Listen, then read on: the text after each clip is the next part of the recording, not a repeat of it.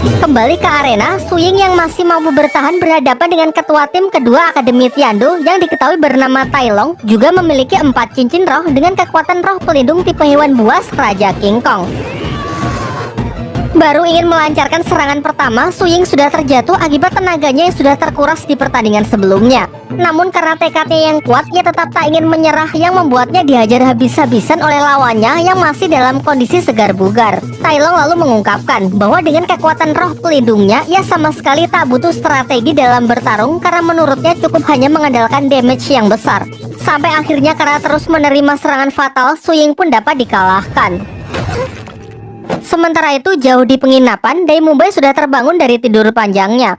Di atas meja, ia melihat sebuah surat yang ditinggalkan Master Xiao yang mengatakan kalau pertandingan sudah dimulai dan mereka diperintahkan untuk segera menyusul setelah terbangun. Di sini sebenarnya Mang Ho Jun sudah bangun terlebih dahulu, namun ia tetap santai-santai saja karena ternyata ia tidak bisa membaca. Kini setelah kekalahan itu, Akademi Sri Lanka pun sudah kehabisan anggota untuk maju ke arena. Sang wasit lalu mulai berhitung. Jika dalam hitungan ketiga benar-benar sudah tidak ada perwakilan yang masuk ke arena, maka tim Sri Lanka akan dinyatakan kalah. Beruntung Tang San datang tepat waktu dan langsung masuk ke arena untuk maju sebagai perwakilan berikutnya dari Akademi Sri Lanka. Dengan kepercayaan diri yang tinggi, ia menunjukkan kekuatan roh pelindung rumput biru perak di tangan kanan, dilanjutkan dengan kemunculan 4 cincin roh yang melingkar di tubuhnya. Hal ini sangat mengejutkan semua orang karena masih belum bisa percaya saat menyaksikan salah satu cincin milik Tang San berwarna hitam yang merupakan cincin siluman berusia puluhan ribu tahun. Tai pun tak ingin kalah, mengamuk dengan mengeluarkan kekuatan roh pelindung Raja King Kongnya secara maksimal, bermaksud melancarkan serangan terlebih dahulu. Serangannya itu dapat diatasi dengan sangat mudah, dan si King Kong malah terikat oleh jaring tali akar milik Tang San. Kemudian tanpa jeda langsung ditendang keluar arena.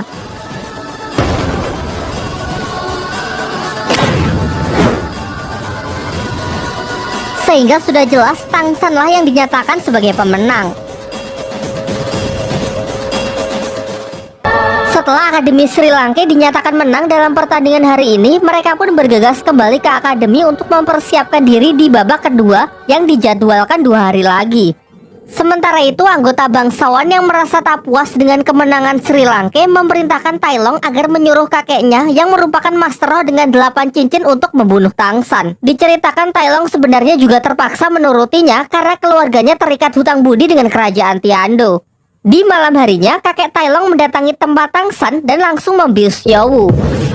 Ia meminta Tang San ikut dengannya jika tak ingin ada kekacauan. Tang San pun menurutinya karena ia menyadari ada perbedaan kekuatan yang sangat besar. Sesampainya di luar, kakek Tai Long menyampaikan tujuannya datang ke sini adalah untuk membunuh Tang San atas perintah dari kerajaan Tiando. Namun Tang San tak gentar sedikit pun asalkan tak melibatkan teman-temannya yang lain. Ia bersedia bertarung sampai mati. Singkat cerita, setelah melihat tekad Tang San, kakek Tai Long berubah pikiran dan justru memberikan Tang San sebuah challenge, yaitu jika Tang San bisa melewati pintu gerbang akademi dengan selamat, maka ia akan pulang dan tak akan mencelakai siapapun.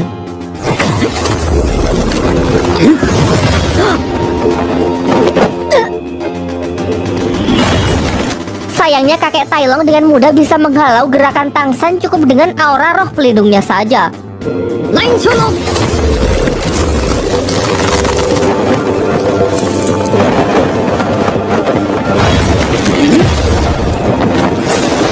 Setelah mencoba berbagai cara namun tak ada satupun yang berhasil, Tang San pun menggunakan roh pelindung rahasianya dengan melepaskan palu Houtian tepat ke kakek Tai Long.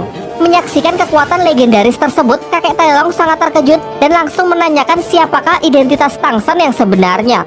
Pada awalnya Tang San menolak menceritakannya, namun perlawanannya sia-sia bahkan setelah kedatangan Liu Erlong dan Pak Kepala Akademi yang berusaha membantu.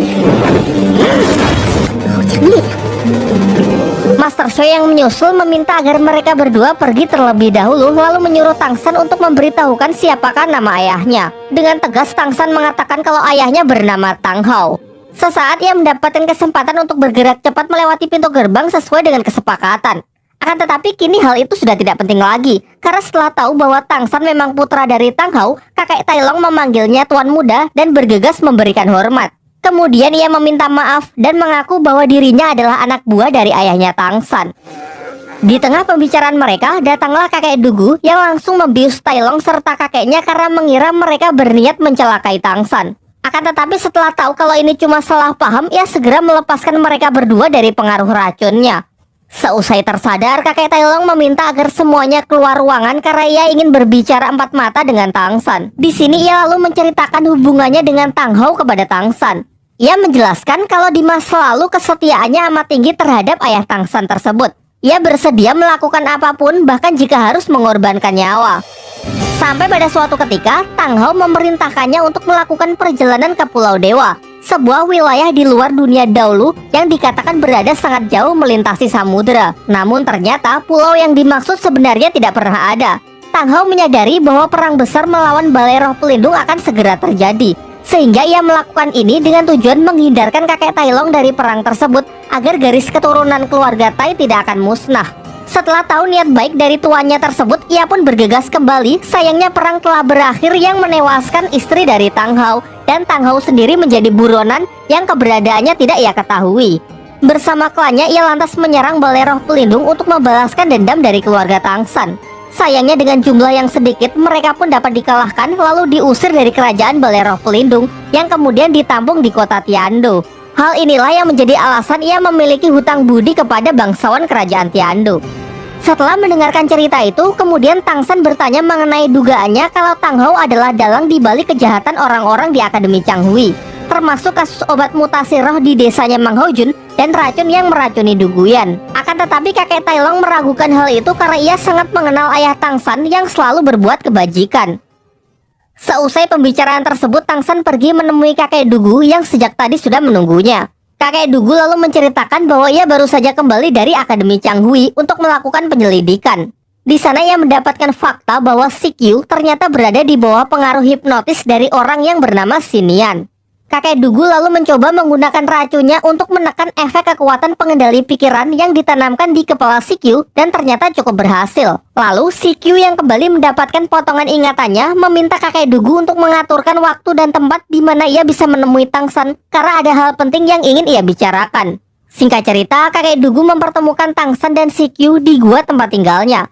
Sikyu kemudian menjelaskan bahwa Sinian, master roh dari Akademi Changhui yang kemarin juga sempat menghipnotis Tang San, berniat memanfaatkan Sri Lanka untuk menjalankan sesuatu rencana yang jahat. Namun ia sendiri juga belum tahu sebenarnya apa rencana jahat tersebut. Ia lalu juga mengungkapkan bahwa setelah terlepas dari pengaruh kekuatan pengontrol pikiran, potongan ingatan masa lalunya perlahan mulai kembali, sehingga ia ingin segera membongkar kedok dari Sinian dan menghancurkannya sebagai bentuk balas dendam. Pembicaraan pun ditutup dengan permintaannya agar Tang San bersedia bekerja sama untuk menyelesaikan masalah ini. Sebagai gantinya, ia akan membantu Tang San untuk mencari keberadaan dari Tang Hou, ayah dari Tang San. Setelah menyampaikan hal tersebut, ia pun segera pergi dan menyuruh Tang San agar menunggu informasi lebih lanjut.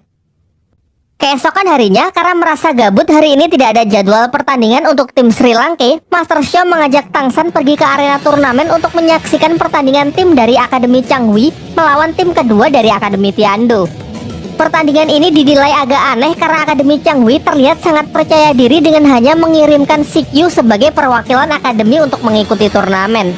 Aturan pertandingan kali ini masih sama dengan yang kemarin, yakni kedua tim diharuskan mengirim perwakilannya masuk ke arena untuk buy one sampai salah satu tim kehabisan anggota. Jelas setelah menelan kekalahannya kemarin melawan tim Sri Lanka, Tai Long pun tak akan menahan diri lagi mengingat babak kedua ini menjadi kesempatan terakhir timnya agar tidak gugur. Di jajaran para penonton, Master Xiao mengajak Tang San untuk menganalisis kekuatan roh pelindung dari Sikyu karena Akademi Changhui nantinya juga akan berhadapan melawan tim Sri Lanka.